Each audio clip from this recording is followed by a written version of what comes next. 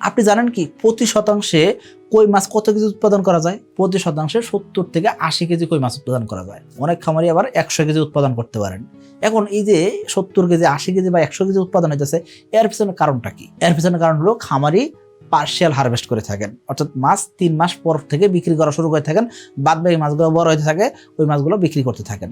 অর্থাৎ এট এ টাইম যদি আপনি হিসাব করেন, সেক্ষেত্রে 70 কেজি মাছ লোড দেওয়া যায় প্রতি শতাংশ জায়গাতে। আপনি 70 কেজি মাছ উৎপাদন করতে পারবেন, এরকম লোড রাখতে পারবেন। কিন্তু আপনি যদি কি করেন, 70 কেজি মাছ উৎপাদন হয়েছে, তখন আপনি 20 কেজি মাছ বিক্রি করলেন, এই যে বাদ বাকি 50 কেজি মাছ থাকলো, এই যে 50 কেজি মাছের যদি আপনি বড় হওয়ার সুযোগ দেন, সেই ক্ষেত্রে এই মাছগুলো কিন্তু আবার 70 কেজি বা 80 কেজি হয়ে যাবে। তার মানে এই যে টোটাল মাছ যখন হিসাব করবেন, 20 কেজি মাছ বিক্রি করছেন আর 70 কেজি মাছ উৎপাদন হলো, এই যে 90 কেজি মাছ উৎপাদন করা যাইতেছে। অর্থাৎ এটা হলো পার্শিয়াল হারভেস্ট সিস্টেম। এই সিস্টেমে কিন্তু অনেক খামারি চাষ করে থাকেন। এখন কই মাছ কেন চাষ করা হয়? দ্রুত বর্ধনশীল মাছ, 3 মাসে বিক্রি করা উপযোগী সাইজ হয়ে যায়। পোনা সাইজ থেকে মোটামুটি বিক্রি উপযোগী সাইজ হয়ে যায় মাত্র 3 মাস সময় লাগে। তো 4 মাসে পুরা পুকুরে সকল মাছ বিক্রি করা যায়। এখন এই যে কই মাছ চাষ করবেন, সেই ক্ষেত্রে অবশ্যই আপনাকে কি করতে হবে, পুকুরে পানি পরিবর্তন করার ব্যবস্থা রাখতে হবে। তা না হলে পুকুরে পানি অনেক মোটা হয়ে যায়, এই কারণে কিন্তু উৎপাদন ব্যাহত হয়।